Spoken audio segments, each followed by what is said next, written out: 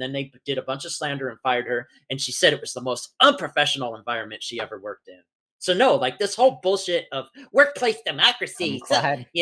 is all You just it's okay? all fake and gay. But I will bring up one more thing about race is I always find it funny that a lot of American leftists fetishize Norway and they're like, I want the white man socialism, but I don't want the Asian man socialism because that's too You mean scary and mean. it's not too scary and mean? It's not socialist. Bullshit. It is too It's social socialist. democracy. Norway is No, way closer to I'm saying socialism China than is anything. socialist. You're saying North China's Korea is socialist. socialist. Oh Cuba is boy. socialist. Let's get into the takes. Okay. So China's socialist, right? Do you think that the Yes. workers own the means of production in China? So that's not social. That's not what Okay. socialism Do you is. think that socialism? Do you think I that the don't means of go by production that are definition, by the collectively way. owned? Then do you think that socialism? It's owned by the state. You think that owned by the state is enough for it to be socialism? Yes. So then, what happened to the whole workplace democracy is like the reason that we advocate for socialism thing? Because workplace democracy in itself isn't necessarily the be all end all of socialism. Because when I think of socialism, I think of things like land reform, nationalization of industry, and I'm sure things you that are more think of worker those centered. things. I'm glad that you can Which are more repeat. important than I'm glad. workplace democracy because No, nowhere near. no, Absolutely, nowhere near as important. Not at all. no, it What is were way you more talking important. about? Having the ability to redistribute that much power and wealth back It's to not the helping working my class? fucking tribe in South Dakota with the fucking Are Pine Ridge do Reservation and you the do you Rosebud. work at a worker cooperative? My mother did, and she got fired from it, and because they fucking lied that she was like all drugged up and stuff, and made up a bunch of slander and rumors to fire her because they had her work in the bakery, which caused her to get really bad arthritis, so she had to take medicine. And then she worked as a checker, and then when she worked as a checker, they said, "Oh, it took her 30 minutes to do you check out somebody's groceries," and then they did a bunch of slander and fired her, and she said it was the most unprofessional environment she ever worked in. So no, like this whole bullshit of workplace I'm democracy, glad. is all You just it's okay? all fake and gay. You okay? I'm fine. I'm just passionate because that what they fucked my mother over hard at that. Well, company. you gotta vote on where you're gonna put the rules for the workplace on the wall, right? Exactly. Do we want it 6 inches to the left, or do we want it 7 inches So, to the right? Let's get a vote. Yeah, let's have a right? meeting on what color our pencils are going to be. Are they going to be blue pencils or brown pencils? So I'm sorry that your mom had a real bad experience at a worker cooperative. That doesn't change any of the data that shows that they function better. It doesn't change the fact that they are massively But they're not redistributive. revolutionary. Okay, individual worker cooperatives are not revolutionary. Do you think that it would be Land revolutionary? reform's more revolutionary. What do you mean by land reform? Because land reform can basically take people that are in poverty and put them in areas where they have access to jobs, access to healthcare, and access to better infrastructure. And that's way more revolutionary than workplace democracy. So workplace democracy absolutely does all of those things. By actually having, sorry, you said healthcare, right? Healthcare, obviously worker cooperatives are going to have better healthcare. I can look at data for this if you want. And I have that study. I can pull it up. I wouldn't deny that. I'm just saying Okay. that, like, So- on a state, but you're talking about jobs. I'm talking about the state. So that's a big difference between the two because Right, jobs I'm don't talking run the about- state. They don't? No. What do you think police officers do? They're part of a union and they are they are hired hands of the state. And I don't even really Right, they're people who do jobs to run the state, They're right? do Like, that's jobs what- for the state, but they're not the state. Okay, so like the president has a job, right? Well, yeah, we already know that. So like what part of the state isn't run by somebody with a job? I agree. Will to power. Dude looks like he's 13, like he's never had a job, and he's talking about workplace democracy.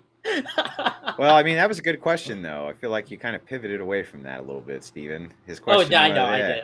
It's just like, what am I supposed to answer that with? I mean, yeah, it's like the president has a job, and like every. So then, why government did you worker say that has- the state is like very? Like, Because it's those are not completely- work. it's not jobs. A Yes, it politician is. is not a workplace democracy. Like when you work in the political office, that's not the same as a workplace democracy Absolutely. pencil factor. A democratic state is absolutely. But we don't have a democratic state. Okay, right. So it's a partially democratic state. What Yes, hampers it from partially. being a democratic state? Good question. A lot of factors. Would you agree that one of them is the disproportionate wealth and influence of a certain class of people? Yes, I would agree with that. Okay. So do you think that worker cooperatives would help a lot with that? No, Why not? because they're not the state and they don't take power to control what the So state them not does. being the state doesn't have anything to do with the fact that we eliminate a class of people who Because make the money whole by point owning. is like it starts with the top and the bottom, but the whole point is when you have a functioning state, you can have your workplace democracy, but the state is not going to allow monopolies to happen, so you don't get I bullshit like. agree. We definitely need a government to intervene in our market socialism. Well, I that's why I agree agree too. with Caleb that we need a government of action to fight for working families.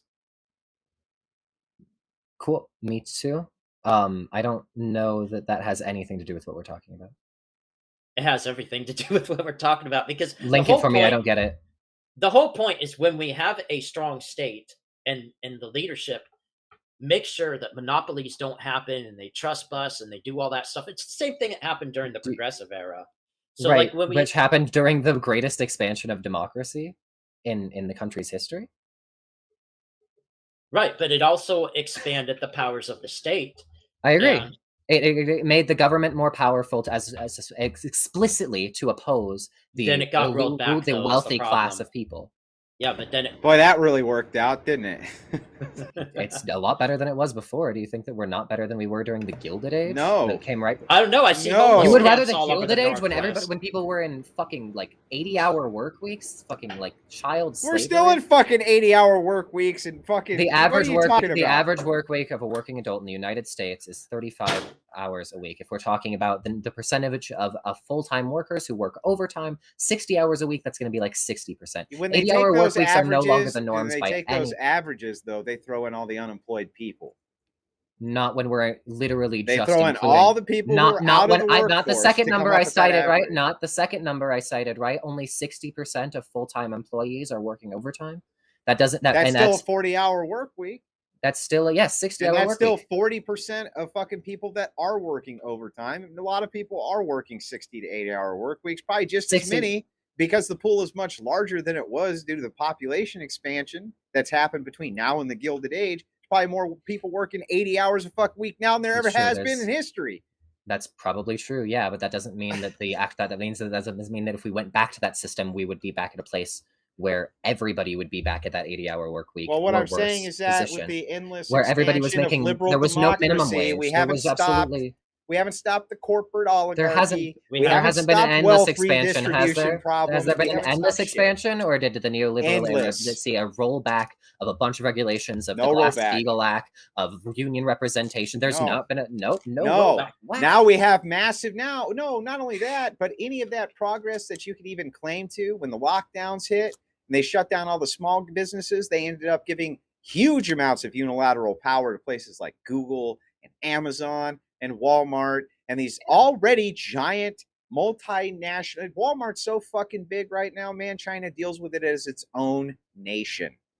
That's how fucking big that corporation is. That's East India. That's East India size. True. And you think that somehow that in the Gilded Age that fucking their corporatocracy was somehow worse than this one? Yeah, fucking right. Hell yeah, it's a lot worse. If you really want to look at it, if we want to look at the wages compared to productivity that existed back then, if we want to look at even union representation, well, you buffer it with social welfare, but it's still all corporatocracy. Yeah, and see, that's why sure. But there's more democracy, right? Since the 1960s, we have black people giving the right to vote. We have now women having the right to vote. In fact, Walmart's corporatocracy exists because the welfare state enables them to. By offsetting the wages of the employees, by them not giving them a living wage, they just say, well, you can go on welfare fucking programs. And if you go on welfare programs, that'll offset the wage that you would normally be entitled to working here at Walmart. So we'll put you just underneath 31 hours at this wage, and then you can apply for social benefits. They have representatives that figure out all the benefits in the local area and the local state so that they can actually figure out how much time they give an employee before they go over the line and no longer qualify for them. That's a fucking corporate state, man. Like, I that's agree, and it playing the sucks, and it's system. probably a product of the fact that we have way less union representation than we did 50 years ago. Probably And a it's product of the shrinking. fact. Yeah, absolutely, it is shrinking since the neoliberal era. The neoliberal But you're era has making been my fucking arguments for me devastating for the because you're United States. basically saying that my position is more logical because national syndicalism on an economic level would fix a lot of these problems because then you would have a strong state that would nationalize these industries and allow these worker cooperatives to thrive without monopolies or the interference of these oligarchs, plutocrats, and capitalists.